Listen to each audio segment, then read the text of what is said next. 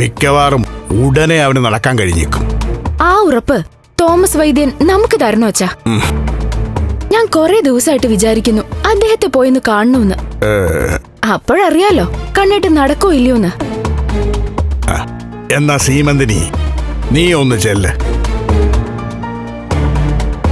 ഇപ്പൊ തന്നെ മോൾക്കൊപ്പം. എന്നിട്ട് അവൻ നടക്കോ ഇല്ലയോന്ന് അയാളോടൊന്ന് ചോദിക്കും. അങ്ങേര് ഉറപ്പ് തന്നു കഴിഞ്ഞാ പിന്നെ പേടിക്കണ്ടല്ലോ.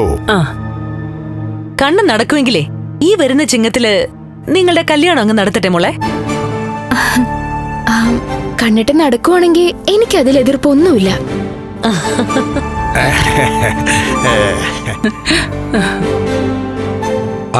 എന്റെ അടുത്തൊരു പേഷ്യന്റ് ചികിത്സ തേടി വരുമ്പോ അയാൾക്ക് ഞാൻ പരമാവധി ആത്മവിശ്വാസം കൊടുക്കണം.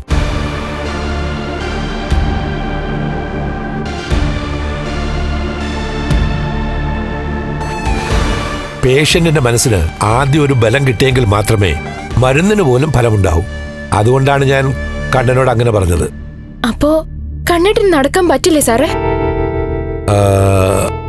അതിന് സാധ്യത വളരെ കുറവാ.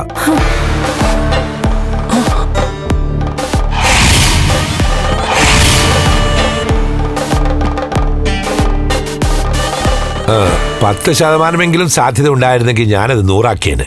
അല്ല, കണ്ണന്റെ പാദങ്ങളൊക്കെ ഇപ്പൊ ചലിക്കുന്നുണ്ടല്ലോ. അന്നത്തെ ആക്സിഡന്റ് ഉണ്ടല്ലോ, അതിൽ നട്ടല് തകർന്നതാ. അതുകൊണ്ട് ഈ ജന്മം അത് പഴയ പോലെ ആവില്ല.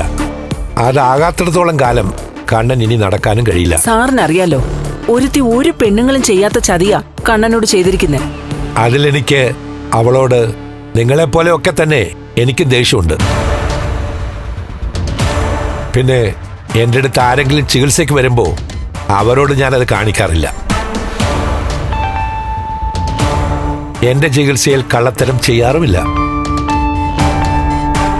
അതുകൊണ്ടാണ് അന്ന് അവൾ ഇവിടെ വന്നതിന് ശേഷം അവൾക്ക് നല്ല ട്രീറ്റ്മെന്റ് കൊടുത്തത്.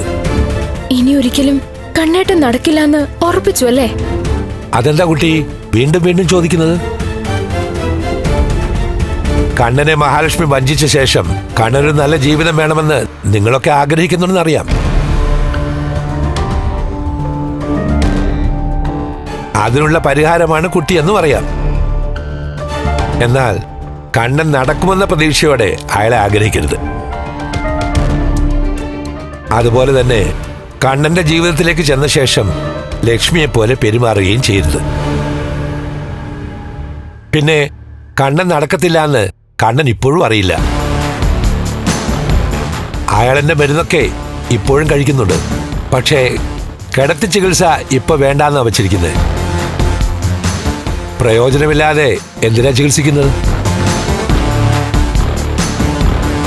എങ്കിലും ഇതൊന്നും കണ്ണനോട് പറയരുത്. അത് അയാൾക്ക് വലിയ ഷോക്കായിരിക്കും.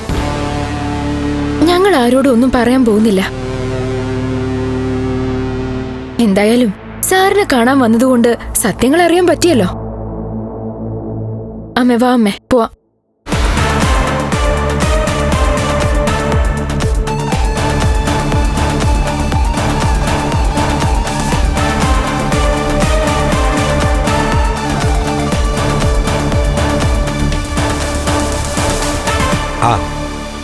എടോ കണ്ണാ, അത് ഞാൻ കൈകാര്യം ചെയ്തിട്ടുണ്ട്.